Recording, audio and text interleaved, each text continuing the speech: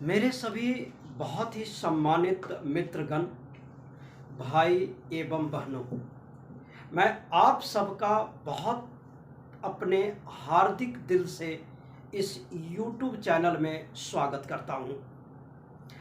आज मैं आपको अपने इस वीडियो में जीवन में एक ऐसी परिस्थिति के बारे में बताऊंगा जो बहुत ही कष्टदायक स्थिति होती है।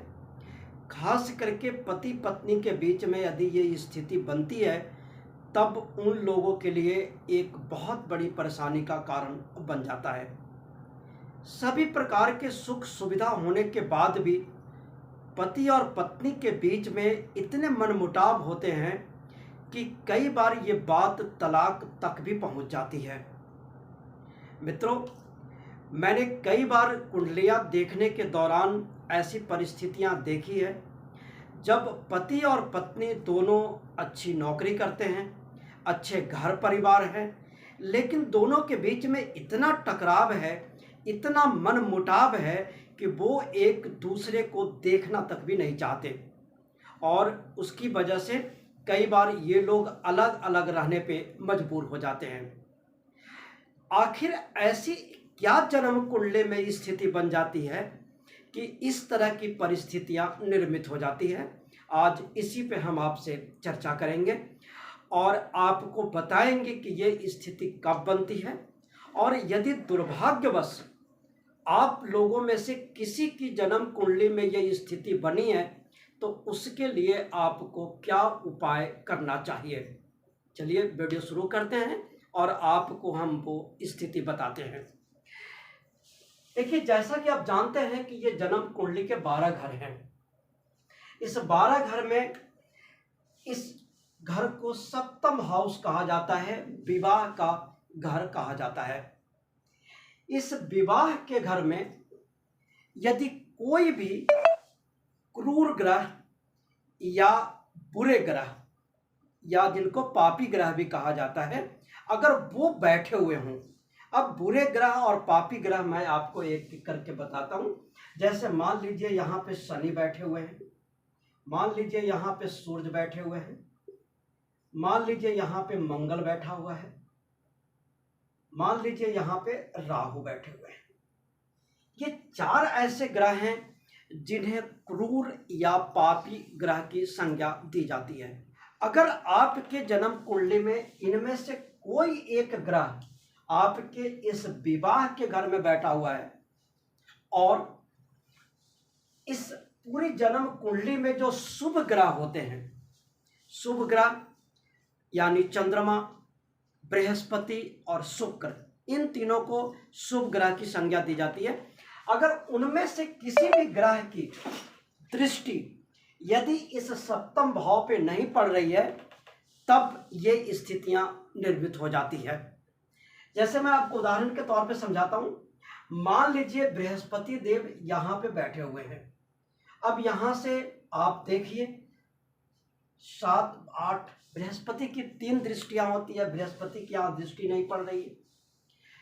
यदि मान लीजिए यहाँ पे चंद्रमा बैठा हुआ है तो वो भी आपके 7th हाउस को नहीं देख रहा है। मान लीजिए यहाँ पे शुक्र देव बैठे हुए हैं तो आपके जन्म कुंडली के इस विवाह वाले घर को नहीं देख रहे हैं। अब ये पापी ग्रह जो मैंने यहाँ पे 4 लिखे हैं, इसमें से एक भी हो सकते हैं या एक से ज्यादा भी हो सकते हैं। प्रभाव एक से ज्यादा अगर पापी ग्रह जन्म कुंडली के विवाह वाले घर में हो तब ये प्रभाव उतना ही ज्यादा बढ़ने लगता है। यदि ऐसी कोई स्थिति आपके भी जन्म कुंडली में बनी है और आप अगर इस तरह के परिस्थितियों का सामना कर रहे हैं तो मैं आपको इसका एक उपाय, बहुत ही अचूक उपाय भी बताऊंगा। आप अपनी जन्म कुंडली निकालिए और देखिए, जन्म कुंडली के इस भाव को अष्टम स्थान कहा जाता है, 8th हाउस कहा जाता है। नंबर यहाँ पे कुछ भी लिखा हुआ हो उससे कुछ भी फर्क नहीं पड़ता है। यहाँ पे चाहे कोई भी नंबर लिखा हुआ हो, ये अष्टम स्थान ही रहेगा। ऐसा नहीं है कि यहाँ पे 8 लिखा होगा तभी इसे हम अष्टम स्थान मानेंगे। आप ऐसा भूल बिल्कुल भी मत करिएगा। यानी इस घर को अष्टम स्थान कहा जाता है। अब आपको देखना है कि मेरे अष्टम स्थान के मालिक कौन है। अब मालिक कैसे निकालेंगे, मैं भी आपको वो बहुत ही आसान तरीके से बताता हूँ।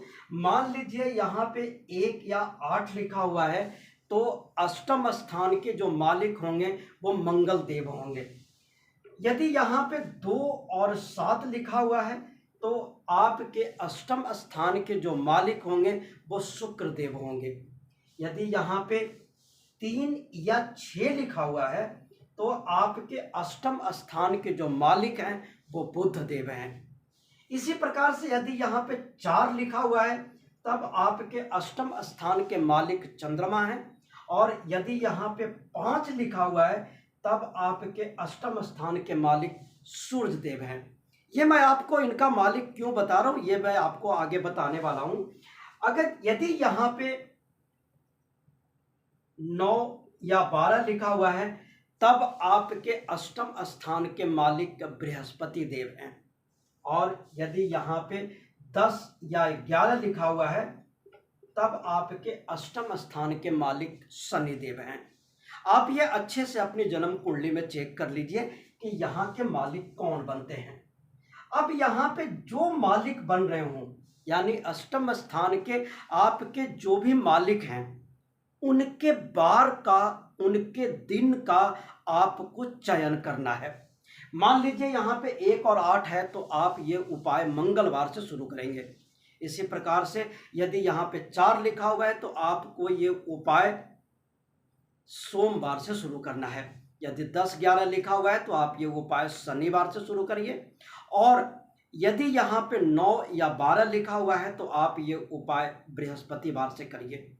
2 और 7 लिखा हुआ है, तो अब आप ये उपाय शुक्रवार से करिए। और 3 या 6 लिखा हुआ है, तो आपको ये उपाय बुधवार से करना है। क्या करना है मैं आपको ये भी बताता हूँ। किसी भी महीने के शुक्ल पक्ष के 2 पक्ष होते हैं, कृष्ण पक्ष और शुक्ल पक्ष। कृष्ण पक्ष उसे कहा जाता है जो अंधेरे वाले समय माने जाते हैं, और शुक्ल पक्ष उसे कहा जाता है जो उजाले का समय माना जाता है। ये उपाय आप किसी भी शुक्ल पक्ष के अष्टम स्थान में जो आपके अंक लिखे हुए थे, उनके दिन के अनुसार शुरू करिए।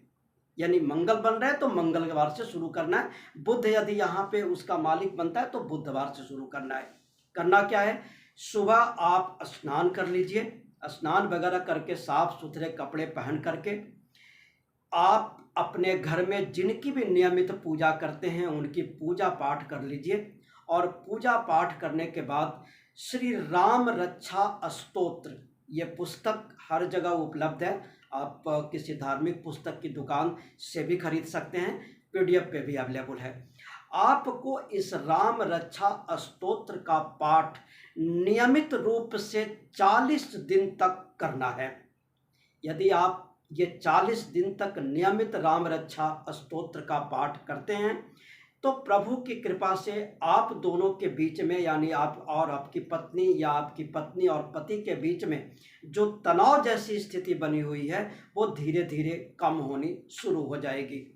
जो माताएं या बहनें जिनको 5 दिन या 7 दिन पूजा करने का नहीं होता है, उनके अगर वो परिस्थितियां उस समय आ जाती है, तो वो उस दिन वो पाठ नहीं करेंगी। उसके अगले बार जब वो शुद्ध हो जाएंगी, तब ये पाठ करेंगी।